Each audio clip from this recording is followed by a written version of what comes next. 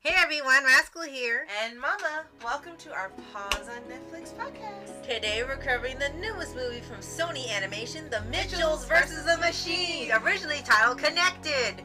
The Mitchell family road trip takes their daughter to film school. Well, it says a family road trip has the Mitchells taking their daughter to film school. Alright, there we go. And it turns into apocalyptic survival, like Shannon. But it's amazing.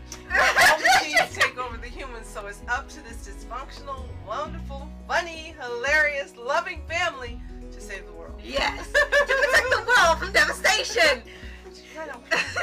Okay. Before we start, be sure to like, subscribe, click notification bell to get updates to future podcasts and load of pause videos. Yes, and this one is one of the most exciting ones we've done recently because it's awesome. Yes, and originally this movie was supposed to come out last year in theaters, but when the pandemic happened and the theaters closed down, it was put off pretty much indefinitely. Then they tried to get back into theaters when some of them opened up, and they still hadn't had any luck. So they ended up selling the movie rights to Netflix to distribute it, and they got to release it recently on April 30th worldwide everywhere. So now people didn't have to go to the theaters or risk going to theaters. They could just get on Netflix and watch the movie. And all month, Russell kept saying, I want to see this movie.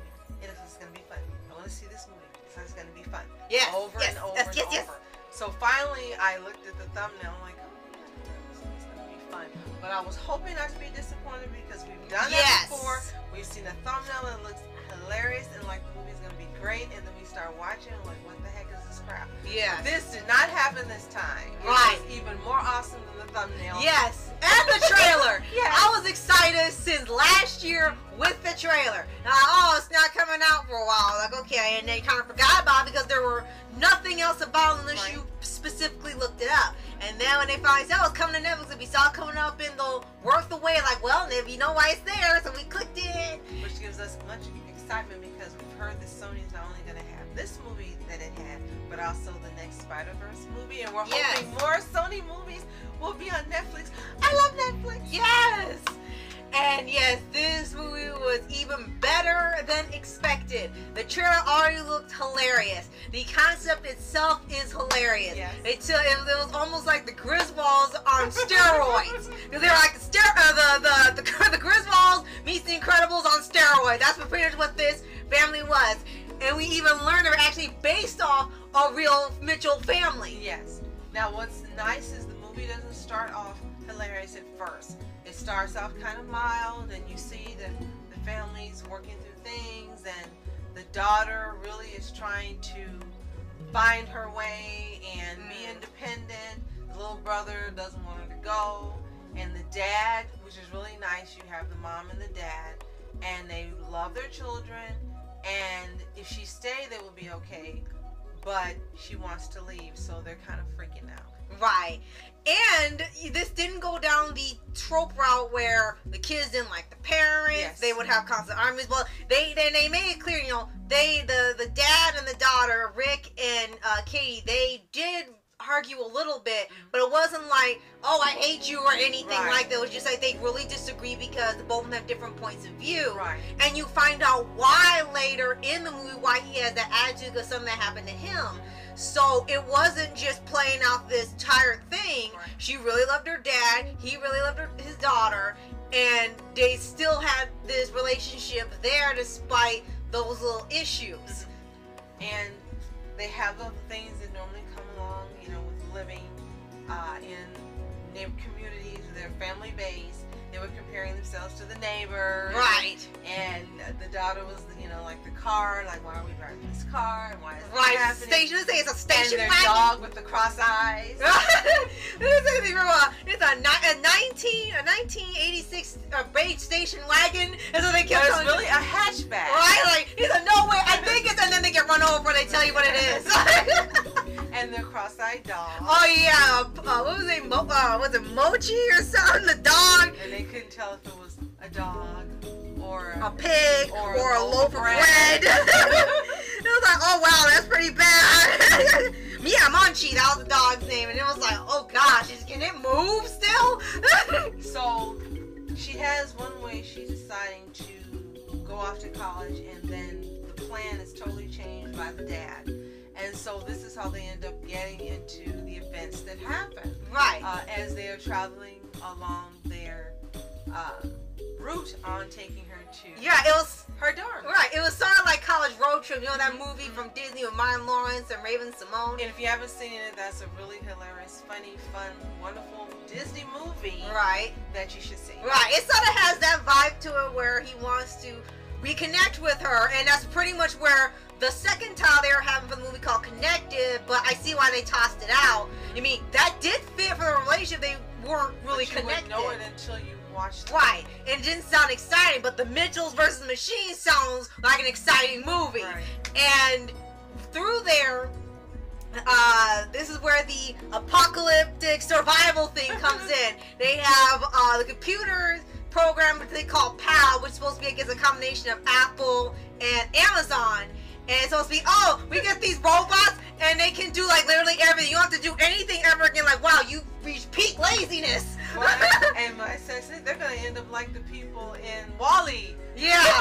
And then when he just pretty much tosses the phone he considered a great friend that's out the window, all for these serviceable robots, she just snaps like, okay, screw it, time to take over the humans. like instantaneously. It's like, turns into Opal Cowboy. Yeah, it's like, and then that's where that starts, where the robots that go over the world start taking the humans, and she's gonna launch them into space where they can never return. It's like, wow, that's just lethal. And this is the only time we've ever seen this in a movie where they are almost completed with this plan, and you see how it's being done. You're like, right? They're really gonna do it, right? And this is happening all over the earth, right? And just like less than 10 minutes, almost all show the you humans. how much more efficiently computers are. Right? And what was even funnier was that the only thing, machines, I should say. Right, the only thing that she had to do to really get them to trick them into the pods, cut off the Wi-Fi. That's really it. And they even make a lot of commentary on how people interact with the phones, which wasn't really in your face. It was pretty much telling you the truth. People won't put their phones down most of the time. All you do is cut off the Wi-Fi. They can't survive. Like, okay, we're better than that. Turn it off. 5 minutes. They were rioting, gonna make sacrifices to Wi-Fi, and they just jump in the pods just so they could get the internet back on. No, we don't want to go. I'm never going. Oh, we have Wi-Fi. Oh, that's pretty. And they're like, oh gosh, we can't be that. Get in. Right? Like, we can't be that pathetic. Like. Well, I hate to break it to you. If they didn't do that, then they would force them in. But it was just hilarious how they did that. And I think a testament to how great this movie is that it's pretty long. And nearly 2 hours. When it was done, you were like, there's no more. There's no more. Yeah, so it's over with already. Yeah, because I was looking at the time, so oh no, there's only this much left. It was only this much left. It wasn't like other movies, like you couldn't wait for it to end. You could wish for it to go on for maybe 3 hours. Yes, it could have, and I think they would have made it just as exciting. Maybe they'll release an extended version or something later, but it wasn't long enough. It was long, but not long enough to get more excitement. And there's, the mom, the dad, the sister, and the brother all have their unique personalities and characteristics, and even the neighbors do too. Mm-hmm. And then one thing you'll notice is while you're watching, you're going to hear a lot of familiar voices doing these characters. So at the end, when you see the credits, you're really going to be surprised at how many of these people you know, and you're going to go, oh my gosh, it was this person. Oh my god, this was this person. Right. And a part of it is that it really don't sneak and look at the list before you watch it. Be surprised. Right. The thing that I really like that they did here is that they really amped up both the comedy and the action. One part of the comedy is like almost every 5 minutes or less there was something funny, and it wasn't like them trying to squeeze in a bunch of jokes at nauseum and just trying to be funny. They were actually funny. Like one of the best lines in there near the beginning is that the mom was talking about how they haven't had a happy or normal family picture in years because the dad and the daughter kind of argue a lot, million long. And he just said, well, that's not true. We have that picture over there. And then Liz Cameron over there, she said, that's not even us. That's just who came with the frame. And it was these live action people in the frame. I'm like, who are these people? Why did you keep that? And one hilarious part that I have to mention, it's the spoilers if you don't want to hear it. Yes. Speed up about 30 to 45 seconds. there is a reference to Attack on Titan. Yes. Not only in one of the battles, but the mom ends up being Levi Ackerman. And Yeah. It's just so funny. We had to keep rewinding because if you're an Attack on Titan fan, you immediately know as soon as it starts, you're going to go, wait a minute. This is like Attack on Titan. Oh my gosh, she's Levi Ackerman. Yes. And there's no mistaking that that's exactly what it's a reference to. Yes. That was one of the best references ever. And the top of that, because we're getting into that with the action, it actually pull off a lot of action very well because it's just along the concept of the movie. It's supposed to be a family vacation, and the twist is robot apocalypse. You've seen both types of movies done before, putting them together. You've never really seen that before. You've had misadventures happen, weird things like the Griswolds, but this is like it was turned up to 11, and now it was like a regular show. Right, and now this family who everything screws up in their path, they have to save the world, and they're actually in their weird way succeeding in doing it when they get close to the end of the movie. The action is really well done. It is. And you're thinking like, oh, they're gonna save it by accident, or is this time by accident? It's like just a matter of chance, but no, they're actually working together, and they're actually fighting the robots and saving the world. And it was like one of the most brilliant ideas ever, especially when it gets to like the last 20-30 minutes of the movie, and they are going to fight the robots, and how everything flows together, them going in disguise and fighting them off, and the dad trying to access YouTube. And it's just so much. Yes. This movie is perfect. It is an absolutely perfect movie. There's a happy ending. That's all of course, I'll say. yes. There's nothing we're going to tell you to spoil the ending. But even if you were told the ending, you'd have to see this movie. Even if you know what happens, there's no way to tell you everything that happens in this movie that is so fantastic and marvelous. The voice acting was perfect. Casting, the animation was spectacular.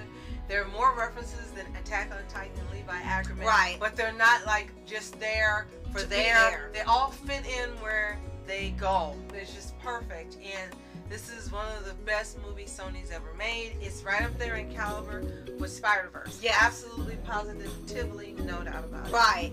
And two more things definitely got to mention for this wonderful movie is that one, pretty much all the characters that you were supposed to like were very likable. There wasn't any trying to do like a dump, like the not so bright dad or the neurotic mom and stuff. They didn't do any of the family tropes you've seen 1,000 times on TV. The brother and sister got along fantastically. Like I said, there was no any of the stuff you usually see on TV. And the great thing about that was like they were just being presented to you. They weren't trying to make you like them. They just look, here, this is this family. You like them?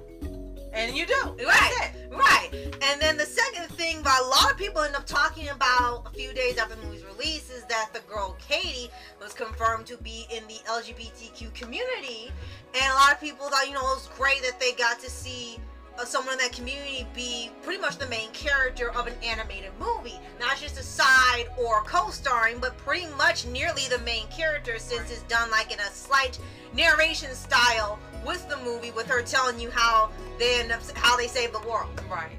This is a brilliant, fantastic, wonderful movie. If you haven't seen it and you don't have Netflix, first off, get Netflix and then watch it and let us know what you think in the comments below. You're absolutely going to love this movie. There's no way that you cannot like Mitchells versus the Mitchells versus the Machines. Right. Hey, you might even find that a lot of them are like some of the rascals we know. Yes. Especially Katie, I think, and it was funny. Vision workings. Yeah, vision workings. And then, yes. And then you would actually mention there's some parts in the movie that she acted like me. Yes. Especially when it comes to uploading stuff. Okay, rascal. Okay, rascal. No, yeah, especially when it comes to stuff that takes 100 years to upload and fails at 99%. It's like, you stupid. And be sure to like, subscribe, and click the notification bell to get updates on future podcasts and more Paws videos. And more Sony movies on Netflix. Yes. Thank you so much for watching. I'm Oscar Entertainment. And I'm Mom Entertainment. Have a fantastic day. Peace.